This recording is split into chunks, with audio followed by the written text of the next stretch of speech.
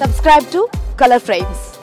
చాలా కాలంగా భారత క్రికెట్ జట్టుకు దూరమైన right arm fast bowler Bhuvneshwar Kumar త్వరలో యూపీ టీ20 లీగ్లో కనిపించనున్నాడు. లక్నోలో జరిగిన వేలంలో లక్నో ఫాల్కాన్స్ భువీని 30.25 లక్షలకు కొనుగోలు చేసింది. ఈ వేలంలో భువనేశ్వర్ను కొనుగోలు చేసేందుకు పలు జట్ల మధ్య హోరాహోరీ పోరు సాగగా చివరికి లక్నో ఫాల్కాన్స్ అతడిని దక్కించుకుంది.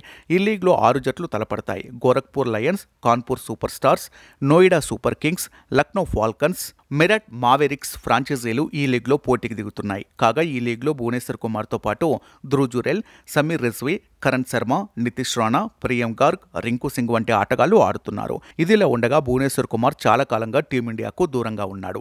33 ఏళ్ల భువి ఇటీవలే తన ఇన్స్టాగ్రామ్ బయోలో క్రికెటర్ అనే పదాన్ని తొలగించాడు. ఇంతకుముందు భువనేశ్వర్ ఇన్స్టా బయోలో ఇండియన్ క్రికెటర్ అని ఉండేది, కానీ ఇటీవల క్రికెటర్ అనే పదాన్ని తొలగించాడు. దీంతో అతని రిటైర్మెంట్పై వార్తలు వచ్చాయి. అయితే భువి ఇంకా తన అంతర్జాతీయ క్రికెట్కు రిటైర్మెంట్ ప్రకటించలేదు. అయితే ఇప్పుడున్న పరిస్థితులను బట్టి చూస్తే టీమిండియాలో భువికి చోటు దక్కడం అసాధ్యంగానే చెప్పాలి. యువ ఆటగాళ్లకు ప్రాధాన్యత ఇస్తున్న క్రమంలో భువిని బీసీసీఐ పట్టించుకునే అవకాశం లేదు.